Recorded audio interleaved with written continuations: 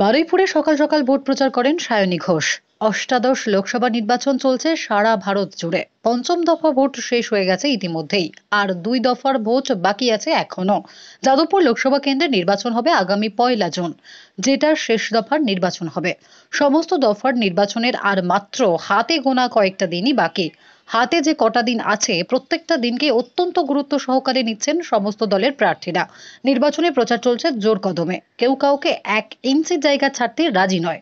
সকালে তৃণমূল কংগ্রেস প্রচারে নামলে দুপুরে প্রচার করছে সিপিআইএম এবং সন্ধ্যায় বিজেপি। নির্বাচন কমিশনের নিয়ম মেনেই প্রত্যেকটা রাজনৈতিক দল নিজেদের প্রচার করতে ব্যস্ত।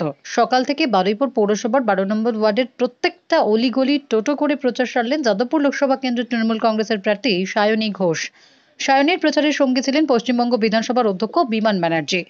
আজ বারুইপুরের প্রচারে তাকে সহযোগিতা করেন বারুইপুর পৌরসভার উপপৌর প্রধান গৌতম কুমার দাস ও দক্ষিণ 24 পরগনা জেলা পরিষদের মৎস্য ও প্রাণী দপ্তরের কর্মাধ্যক্ষ জয়ন্ত ভদ্র সহ আরও অনেকে। সায়নী ঘোষ বলেন, 73 দিন প্রচার করছি, মানুষের বাড়িতে বাড়িতে গেছি, পায়ে হেঁটে প্রচার করেছি, মানুষের আশীর্বাদ চাইছি। খুব ভালো সাড়া পেয়েছি, মানুষের সহযোগিতা ও আশীর্বাদ পাচ্ছি।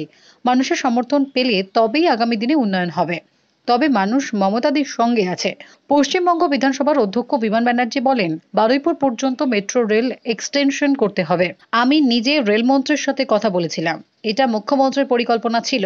সরকার পরিবর্তনের পর এটা ফলপ্রসূ হয়নি। মুখ্যমন্ত্রীও চেষ্টা করেছেন, আমরাও চেষ্টা করেছি, কিন্তু এখনো পর্যন্ত কাজটা করে উঠতে পারিনি। সায়নী জিতলে আগামী দিনে বারুইপুর পর্যন্ত মেট্রো রেল এক্সটেনশন নিয়ে লোকসভায় জোরালো লড়াই করবে। আশা করি সায়নীর মাধ্যমে আমরা এই কাজটি করাতে পারবো। যাদবপুর লোকসভা কেন্দ্রে তৃণমূল কংগ্রেসের প্রার্থী সায়নী ঘোষ 100% জিতবে। বারুইপুর থেকে বাবলু প্রামাণিকের রিপোর্ট, দুর্নিবার বাংলা নিউজ।